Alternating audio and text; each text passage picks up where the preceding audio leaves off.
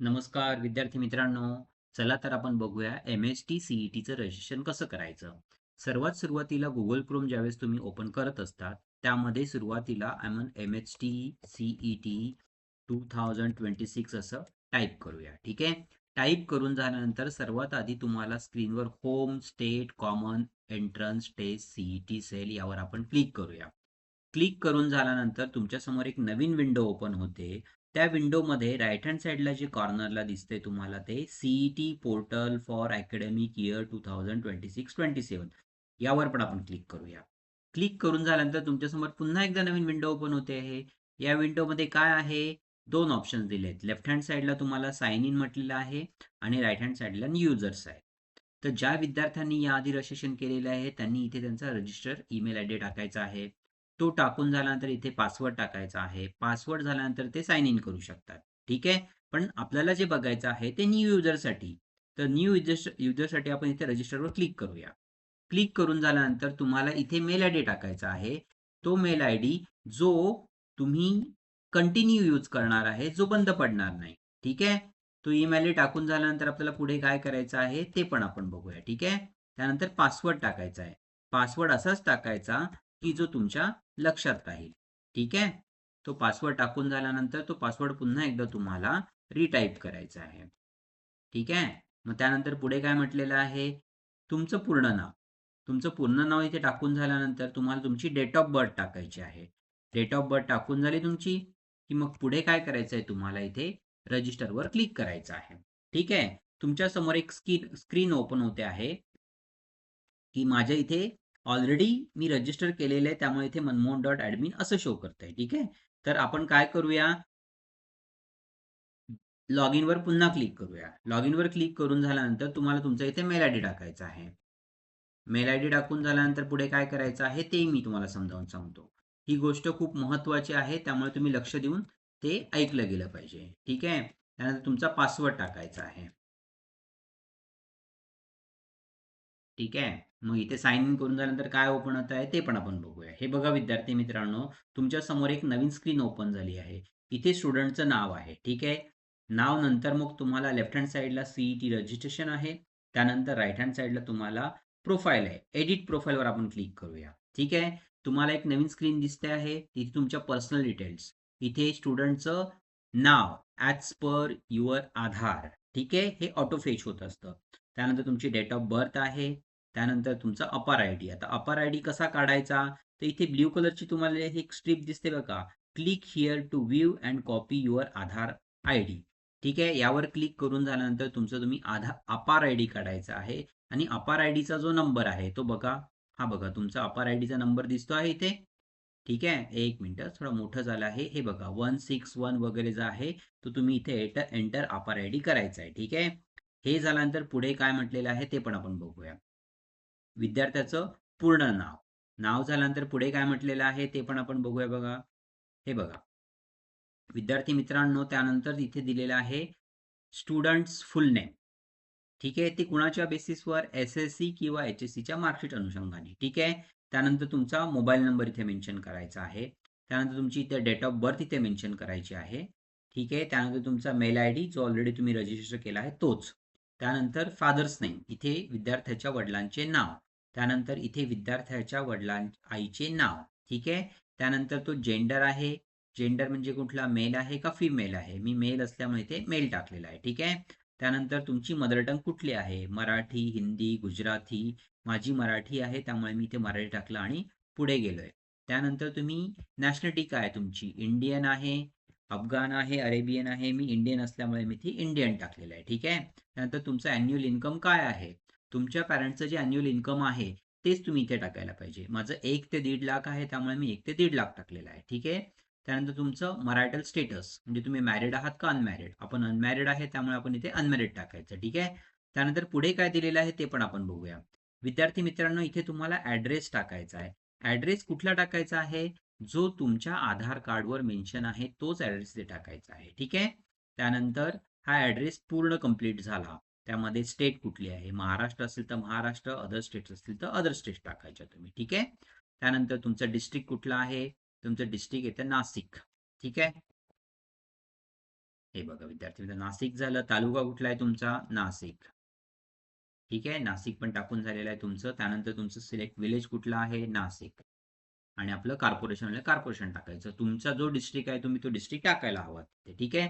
त्यानंतर alternative contact number, तुमचा alternative contact number सुद्धा इथे टाकायला हवं. त्यानंतर इथे राईट हँड साईडला तुम्हाला सेम ॲज परमनंट ॲड्रेस यावर जेव्हा आपण मार्क केलं तर वरती जो दिलेला ॲड्रेस तोच येतो. ठीक आहे, इथपर्यंत लक्षात आलंच असेल तुम्हाला. आता पुढे काय म्हटलेलं आहे ते पण आपण बघूया. हे बघा विद्यार्थी मित्रांनो, इथे अदर डिटेल्स आहेत. अदर डिटेल्समध्ये काय आहे? Are you domicile in state of Maharashtra? तुम्ही महाराष्ट्राचे रहिवासी आहात का?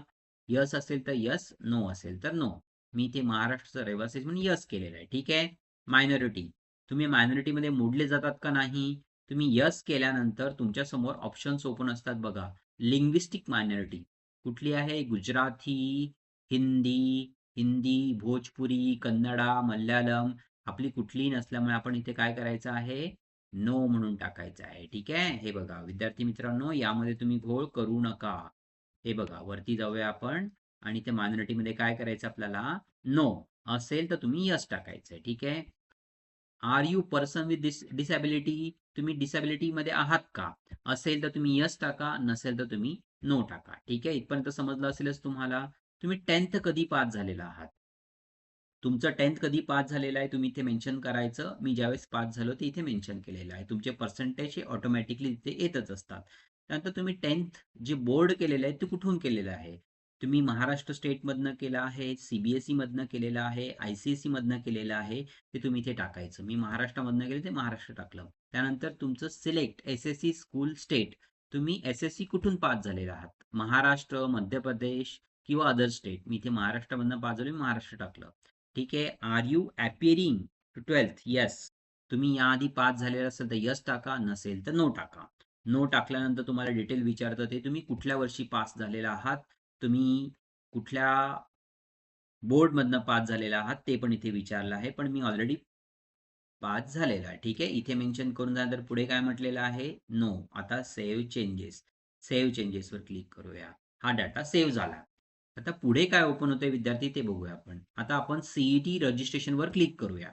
इथे क्लिक केल्यानंतर तुमच्या समोर एक विंडो ओपन होते आहे. त्यामध्ये तुम्हाला MHT CET 2026 यावर आपण क्लिक करूया. क्लिक करून झालं. ठीक आहे. आता एक नवीन विंडो ओपन होते. त्यामध्ये काय आहे ते पण आपण बघूया. हे बघा विद्यार्थी मित्रांनो, जे तुम्ही प्रोफाईलमध्ये टाकलं होतं ना, ते प्रोफाईलमध्येच इथे मेन्शन केलेलं आहे. बघा, यामध्ये तुम्ही कुठल्याही प्रकारचे चेंजेस करू शकत नाही. इथे विद्यार्थ्याचं नाव, candidate name, APAAR ID, Aadhaar card, date of birth ह्या सर्व गोष्टी इथे मेन्शन केलेल्या आहेत. त्या तुम्ही चेक करून बघा. त्यानंतर सेव्ह अँड प्रोसीड यावर क्लिक करून झाल्यानंतर पुढे काय येते विद्यार्थी मित्रांनो ते पण आपण बघूया. परमनंट ॲड्रेस, जो तुम्ही प्रोफाईलमध्ये ॲड्रेस टाकलेला तोच ॲड्रेस तुम्हाला इथे मेन्शन करायचा आहे. इथपर्यंत लक्षात आलं असेल तुम्हाला. ठीक आहे. त्यानंतर पुढे काय येते विद्यार्थी मित्रांनो ते पण आपण बघूया. इथे बघा सेव्ह अँड प्रोसीडवर आपण क्लिक करूया. क्लिक करून झाल्यानंतर पुढची विंडो काय ओपन होते ते आपण बघूया. इथे डोमेसिल अँड कॅटेगरी म्हटलेलं आहे. डोमेसिल म्हणजे काय? रहिवास. डिसॅबिलिटी म्हणजे तुम्ही डिसॅबल आहे ते आपण मेन्शन केलेलं आहे. ऑर्फन, ऑर्फन म्हणजे काय? तुम्ही अनाथ आहात का नाही. तुम्ही नसाल तर नो टाकायचं, यसाल तर यस टाकायचं म्हणून ते. इथपर्यंत समजलं असेलच तुम्हाला. कॅटेगरी, मी इथेही डोमेसिल महाराष्ट्राचा आहे, पण कॅटेगरी कुठली आहे? माझी ओपन कॅटेगरी असल्यामुळे मी ओपन कॅटेगरी टाकलेली आहे. तुमची जी असेल तीच तुम्ही टाकायला हवी. ठीक आहे. ओके. आता पुढे बघूया. तुमची मराठा म्हणून मी टाकलेला आहे. त्यानंतर EWS. EWS मिनिंग काय? तो इकॉनॉमिकली वीकर सेक्शन. ओपन कॅटेगरीचे विद्यार्थी ज्यांचं उत्पन्न 8 लाखापेक्षा कमी आहे तेच EWSचं सर्टिफिकेट हे काढू शकतात. त्यांनी टाकायचं असेल यस टाकायचं, अन्यथा नो. मी EWS मध्ये मोडला जात नाही त्यामुळे मी नो टाकलेला आहे. ठीक आहे. मायनॉरिटी मी ऑलरेडी मेन्शन केलेलं आहे की मायनॉरिटीमध्ये मोडला जात नाही. आता सेव्ह अँड प्रोसीडवर आपण क्लिक केलं. इथपर्यंत आलं लक्षात तुमच्या? आता पुढे काय येत आहे ते विंडो ती पण बघूया. हे बघा SSC इन्फॉर्मेशन. SSC म्हणजे काय? तुम्ही 10 कधी पास आउट झालेला आहात ते. त्यानंतर HSC इन्फॉर्मेशन. HSC तुम्ही कशातनं पास आउट झालेला आहात? तर मी सायन्समधनं झालोय त्यामुळे मी सायन्सवर क्लिक करतो. बरोबर. त्यानंतर पुढे इथे लेफ्ट हँड साईडला दिसतंय बघा, I read and understood the eligibility criteria. ठीक आहे. यावर आपण मार्क करूया. मार्क करून झाल्यानंतर सेव्ह अँड प्रोसीड यावर क्लिक करून झालं की पुढे कुठली विंडो ओपन होते आहे ते पण आपण बघूया. हे बघा, एक्झामिनेशन डिटेल हे खूप महत्त्वाचा विषय विद्यार्थी मित्रांनो, तो लक्ष देऊन तुम्ही समजून घ्या. Exam centre selection. Select the group you want to appear for PCM, PCB, PCMB. ठीक आहे. तुम्हाला PCM ची एक्झाम द्यायची आहे, PCB ची का PCMB ची. ठीक आहे. हे बघा, इथे आपण इथे ड्रॉपडाऊन मेनूवर क्लिक करूया. PCM आहे, PCB आहे आणि PCMB आहे. ठीक आहे. मला PCM ची एक्झाम द्यायची, त्यामुळे मी PCM वर क्लिक करतो आहे. ठीक आहे. त्यानंतर select the examination attempt for PCM group और PCMB ग्रुप. ठीक आहे. यामध्ये फर्स्ट अटेम्प्ट आहे आणि बोथ अटेम्प्ट आहे. तुम्ही फर्स्ट अटेम्प्टवर पण क्लिक करू शकतात आणि बोथ अटेम्प्टवर. माझं म्हणणं आहे की बोथ अटेम्प्टवर तुम्ही क्लिक करायला हवं. ठीक आहे. त्यानंतर पुढे काय म्हटलं आहे, select language medium of the question paper. आता प्रश्नपत्रिकेची भाषा कुठली असावी, 3 भाषा दिलेल्या आहेत, इंग्लिश, मराठी आणि उर्दू. स्वाभाविकपणे आपण इंग्लिशवरच क्लिक करायला हवं. त्यानंतर पुढचं ऑप्शन काय आहे ते पण आपण बघूया. ठीक आहे. आता सगळ्यात महत्वाची गोष्ट म्हणजे काय, की तुम्हाला कुठल्या राज्यामधनं ती परीक्षा द्यायची आहे ते बघूया. आपण ड्रॉपडाऊन केल्यानंतर फक्त महाराष्ट्राच येतो. कारण आपण आउट ऑफ महाराष्ट्राचे स्टुडंट नाही म्हणून ते. ठीक आहे. त्यानंतर पहिली एक्झामिनेशन सिटी ही कुठली, तर माझं हे नेटिव्ह प्लेस हे नाशिक डिस्ट्रिक्ट आहे, त्यामुळे मी नाशिक टाकलेलं आहे. तुमचं जे डिस्ट्रिक्ट असेल तेच डिस्ट्रिक्ट तुम्ही इथे टाकायचं. हे बघा, इथे दिलेलं आहे. ठीक आहे. आता पुढचा ऑप्शन काय आहे तो बघूया. सेकंड ऑप्शन, मी माझ्या नियर बाय डिस्ट्रिक्ट धुळे आहे, त्यामुळे मी इथे धुळे टाकलेलं आहे. इथपर्यंत समजलं असेलच तुम्हाला. ठीक आहे. त्यानंतर तिसरं डिस्ट्रिक्ट मी ठाणे टाकलेलं आहे. ठीक आहे. त्यानंतर चौथं डिस्ट्रिक्ट जे आहे ते मी कुठलं टाकलेलं आहे, पुणे. हे करून झाल्यानंतर पुढे काय दिलेलं आहे ते पण आपण बघूया विद्यार्थी मित्रांनो. सर्वात महत्वाची गोष्ट, मॉक्स आणि सायकोमेट्रिक टेस्ट. या 3 टेस्ट आहेत ना बेटा, हे फ्री आहेत. ठीक आहे. याचे तुम्हाला कुठलेही चार्जेस पडणार नाही.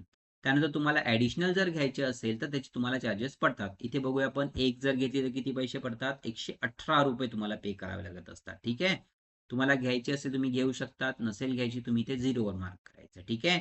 पुढे काय दिलेलं आहे, सायकोमॅटिक टेस्ट. तुम्हाला पाहिजे असेल तुम्ही घेऊ शकतात, नसेल तुम्ही घेऊ शकत नाही. ठीक आहे. सर्वात लास्टला ऑप्शन दिला, I have read and understood the disclaimer. नंतर सेव्ह अँड प्रोसीडवर आपण क्लिक करूया. क्लिक करून झाल्यानंतर पुढे कुठली विंडो ओपन होते आहे हे बघा विद्यार्थी मित्रांनो. ही सर्वात महत्वाची गोष्ट जी आहे ती, इथे एक PDF आहे. हे बघा, इथे कॉर्नरला दिसतंय तुम्हाला प्रिंट अँड प्रिव्ह्यू फॉर्म. यावर क्लिक केल्यानंतर तुम्हाला त्याची PDF सुद्धा बघायला मिळेल. इथे तुम्ही ज्या ज्या डिटेल्स भरलेल्या आहेत त्या डिटेल्स तुम्ही शांततेत बघू शकतात. बघून झाल्यानंतर सर्वात शेवटी बघा विद्यार्थी मित्रांनो, इथे I confirm that I have read and understood the application instructions and review. म्हणजे हे सगळं माझं चेक करून झालेलं आहे. तरी सुद्धा आपण त्यानंतर कंटिन्यूवर क्लिक करूया. कंटिन्यूवर क्लिक केल्यानंतर तुमच्यासमोर एक नवीन विंडो ओपन होते. Are you sure want to proceed with the payment. ठीक आहे. वरचा ऑप्शन आहे की तुम्ही details application form carefully and making the payment. ठीक आहे. यावर आपण यस वर क्लिक करूया. यस वर क्लिक केल्यानंतर तुमच्यासमोर हे ऑप्शन ओपन होत आहे बघा. ही विंडोमध्ये म्हटलेलं आहे की तुम्हाला 2600 रुपीज पे करायचे आहे आणि इथे टोटल ऍप्लिकेशन फी यावर आपण मार्क करूया. मार्क करून झाल्यानंतर इथे प्रोसीड टू पेमेंट. इथे क्लिक करून झाल्यानंतर तुमच्यासमोर एक विंडो ओपन होते. त्या विंडोमध्ये तुम्हाला debit card, credit card, pay with UPI, net banking, wallet हे अशा प्रकारचे ऑप्शन्स आहेत. आपल्याला UPI हे सोपं पडतं, त्यामुळे इथे UPI वर क्लिक करूया. तुमच्या समोर एक नवीन साईडला एक विंडो ओपन होते. इथे जनरेट QR कोड आहे. यावर क्लिक करून झाल्यानंतर तुमच्या समोर एक QR कोड येतो. याला तुम्ही स्कॅन करून जी तुमची अमाऊंट आहे 2600 रुपीज, 1300 रुपीज हे पे करायचे आहे. हे करून झाल्यानंतर तुमचा CETचा रशियन फॉर्म हा कंप्लीट झालेला आहे. याच प्रकारचे बरेच व्हिडिओज मी घेऊन येणार आहे की तुम्हाला त्याचे अधिक फायदा होईल. आणि हा व्हिडिओ जर तुम्हाला आवडला असेल तर तुमच्या विद्यार्थी मित्रांना निश्चितच तुम्ही शेअर करावे ही विनंती. Thank you so much.